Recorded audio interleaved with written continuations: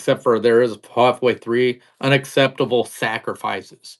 So the first part, there is no title for. So I usually have waited a minute, but I've been going to only 30 seconds before I start reading. So that's where we're going to stick. So hopefully people get time to get in here. But before we get started, here we go. Leviticus 22. So the Lord said to Moses, "Tell Aaron and his sons to treat with respect the sacred offering the Israelites consecrate to me, so they will not profane my holy name. I am the Lord. Say to them, for the generation to come, if any of your descendants is ceremonially unclean and yet comes near the sacred offering that the Israelites consecrated to the Lord, that person must be cut off from my presence. I am the Lord. If a descendant of Aaron has an infectious skin disease or a bodily discharge, he may not eat the sacred offering until he is cleansed. He will also be unclean if he touches something defiled by a corpse or anyone who has an emission of semen, or if he touches any crawling thing that makes him unclean, or any person who makes him unclean, whatever the uncleanliness may be, the one who touches any such thing will be unclean till evening. He must not eat any of the sacred offerings unless he has bathed himself with water. When the sun goes down, he will be clean, and after that he may eat the sacred offering, for they are his food. He must not eat anything found dead or torn by wild animals, and so become unclean through it. I am the Lord.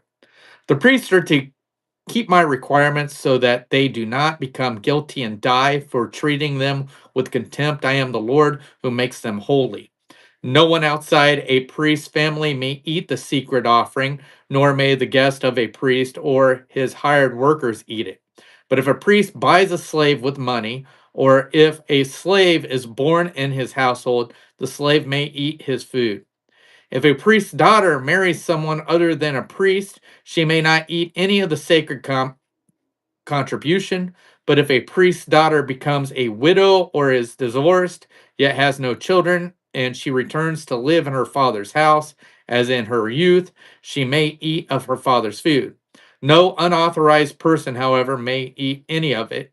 If anyone eats a sacred offering by mistake, he must make restitution to the priest for the offering and add a fifth of the value to it. The priest must not desecrate the sacred offering the Israelites presented to the Lord by allowing them to eat the sacred offering and so bring upon them guilt requiring payment. I am the Lord who makes them holy. Unacceptable sacrifices.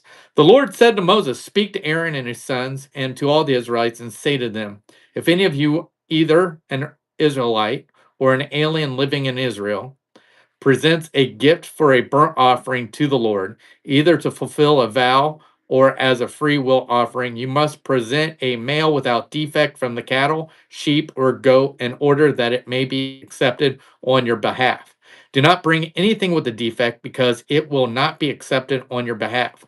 When anyone brings from the herd or flock a fellowship offering to the Lord to fulfill a special vow or as a free will offering, it must be without defect or blemish to be acceptable. Do not offer to the Lord the blind, the injured, or the maimed, or anything with warts or festering or running sores. Do not place any of these on the altar as an offering made to the Lord by fire. You may, however, present a free will offering, an ox or a sheep that is deformed or stunted, but it will not be accepted in fulfillment of a vow. You must not offer to the Lord an animal whose testicles are bruised, crushed, torn, or cut. You must not do this in your own land, and you must not accept such animals from the hands of a foreigner and offer them as the food of your God. They will not be accepted on your behalf because they are deformed and have defects. The Lord said to Moses, when a calf, a lamb, or a goat is born, it is to remain with its mother for 7 days. From the eighth day on, it will be acceptable as an offering made to the Lord by fire. Do not slaughter a cow or a sheep and its young on the same day. When you sacrifice a thank offering to the Lord, sacrifice it in such a way that it will be accepted on your behalf. It must be eaten that day. Leave none of it till morning. I am the Lord.